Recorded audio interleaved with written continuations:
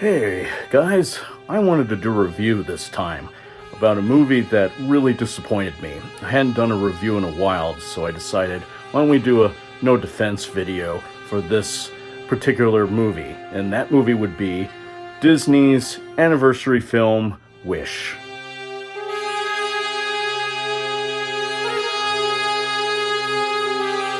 Wish is a bit of a weird one because it feels like, and I believe the rumors, that it was made by AI. The writing is very lazy and formulaic. Now, you're going to hear me say a lot that I'm giving this film the benefit of the doubt because I tried to. I've seen the film twice, and it was enough for me to pretty much learn everything I think I needed to know going on in the story, and therefore be able to make a pretty thorough review. So Wish is supposed to be a anniversary celebrating 100 years of everything Walt Disney created from Steamboat Willie in 1923 on. It's not celebrating much the feature films because Tangled already did that in its logo. This is supposed to be some kind of big tribute film towards everything that is Disney, an amalgamation of everything Disney celebrated through this film.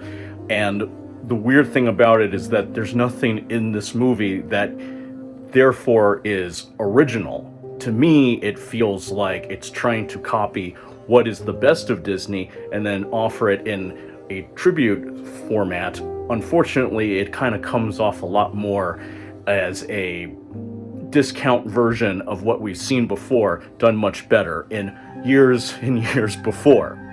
So the film is about a girl named Asha, played by Oscar-winning Ariana DeBose, who won the Oscar for West Side Story, the Spielberg film remake, that is trying to become an apprentice for some reason to Chris Pine's Magnifico. And it's not totally explained why. I guess it's just a job that she's interested in. It seems to be her passion. She says she cares too much.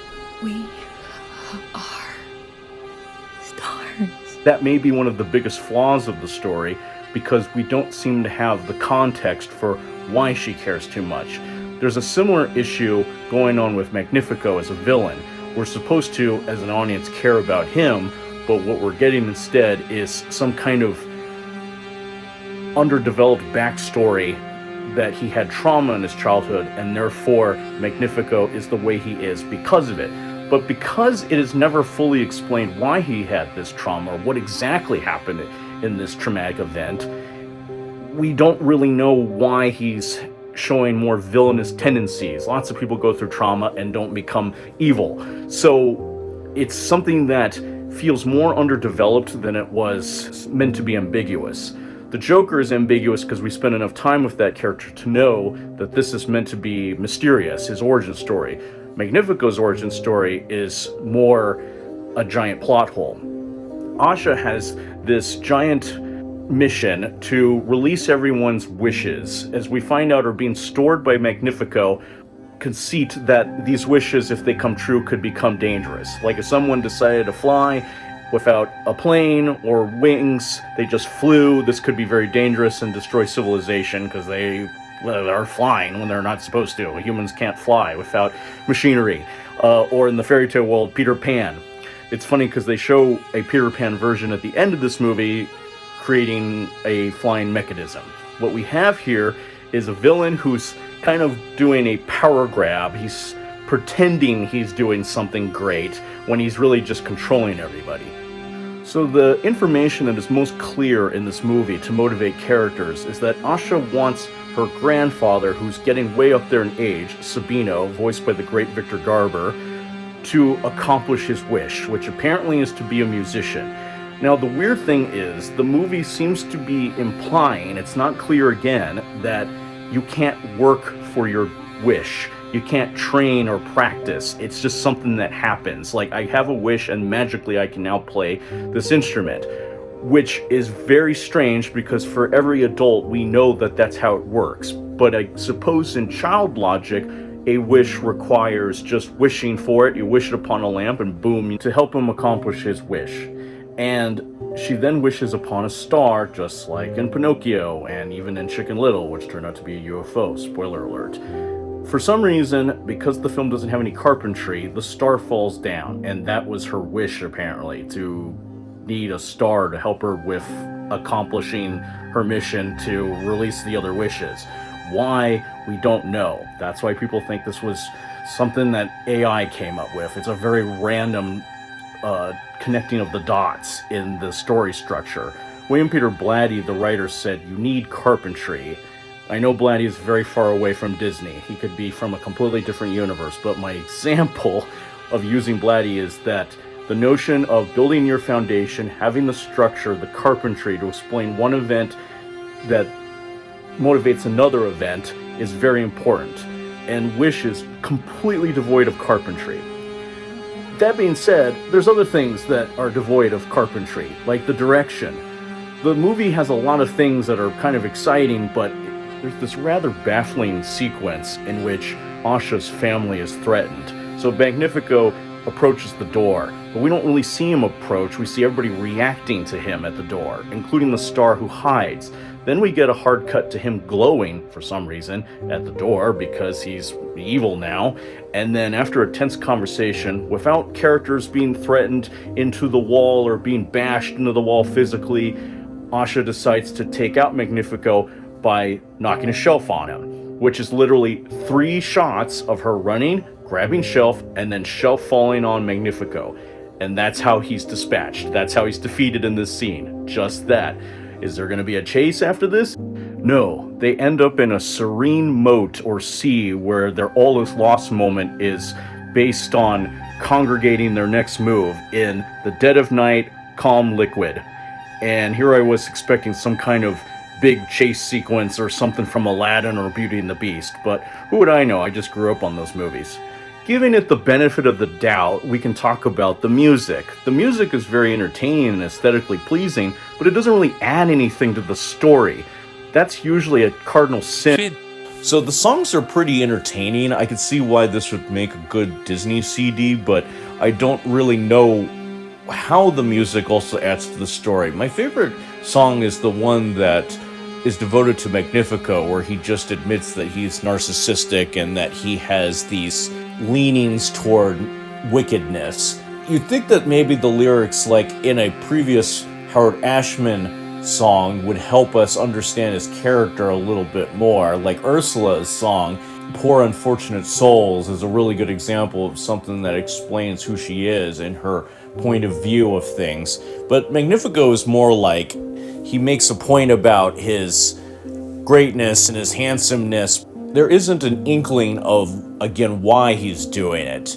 Ursula seems to believe by saying poor unfortunate souls, for example, that she's doing a service. Magnifico seems to think that he is trying to protect his kingdom, but that doesn't really fit his narcissism. It feels like a thinly veiled Trump aphorism, but I'm not sure if that even applies here, because Magnifico seems to function like the villains of old, like Cruella de Vil, but he doesn't really have deep, resonating elements of mental illness. In either the animated film or the live-action film adaptations, Magnifico just seems to be a handsome guy who wants to be more handsome. Another thing that's strange is the talking goat, Valentino. I literally had to look up his name because I couldn't remember Alan Tudyk's character's name, just I thought of him as talking goat.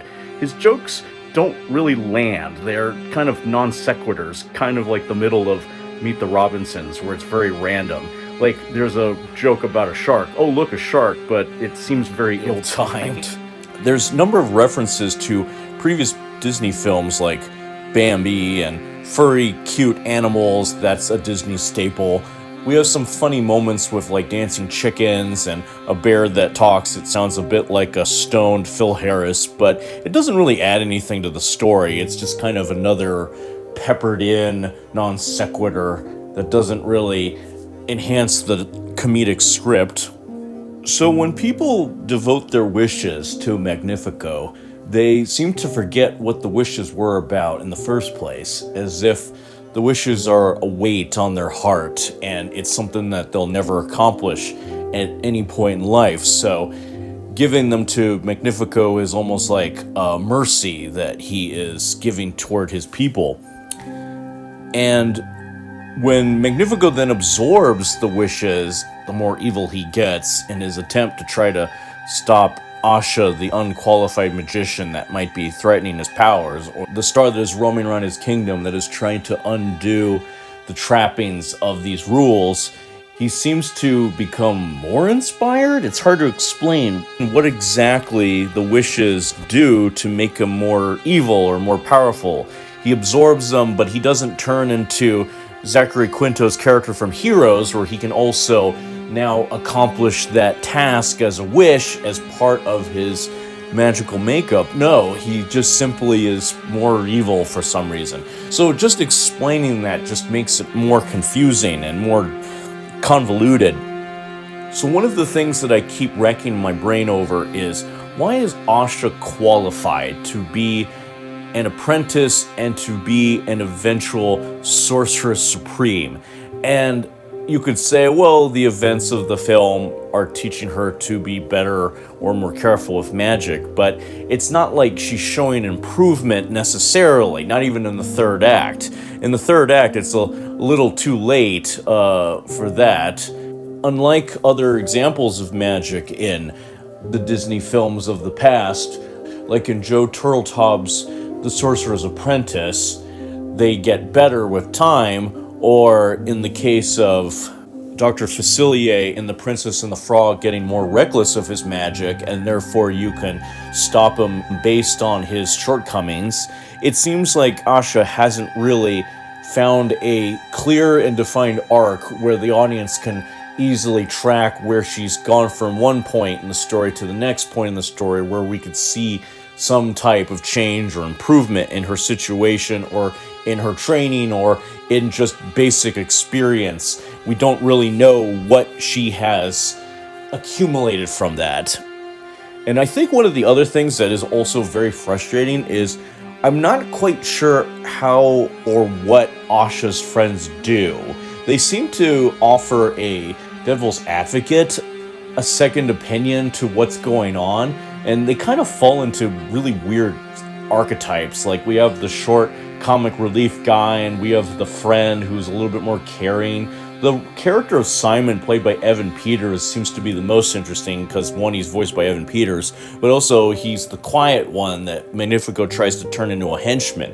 I think the twist when we find out that Simon is attacking Asha at some point is actually kind of cool, and that if there was more of that in this movie, I would really love the film a whole lot more. It would have added so much to the idea that you couldn't believe what you saw most of the time.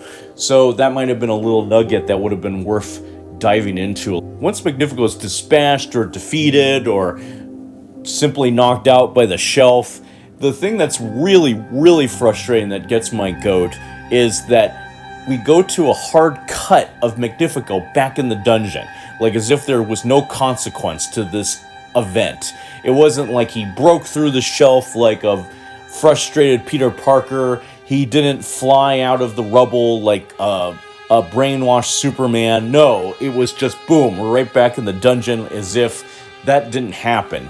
And that is really uninspired. I mean, given it the benefit of the doubt, it could be something like, oh, okay, this is kind of funny. Here we are with Magnifico again, pretending like nothing bothers him. You could have done that, but instead it's just here he is, as if the whole sequence involving him confronting Asha's family didn't even happen. You could cut that scene out, just focus on taking out the guards, running through the forest, ending up in the boat, and then you could just think of Magnifico as a armchair villain. But instead, because that scene is there, it demands the carpentry to explain how he recovered so fast, but it's not there. So all in all, I think that the film could have done a lot better with a much more interesting script and much more interesting direction. The sad thing is that if 100 years of Disney has proven to us that you shouldn't underestimate them, they tend to make pretty good projects, but unfortunately Disney's Wish is not one of them. So I'll say Wish is not a bad movie. It's actually got some entertaining moments. It's just not what I would call a grade A or grade B effort from Disney, like they've done in the past. It's one of those movies that the more I try to explain it in a clear and concise fashion, I get more confused. trying to explain it. So if a movie exists in such a state, then you've got a real dilemma here.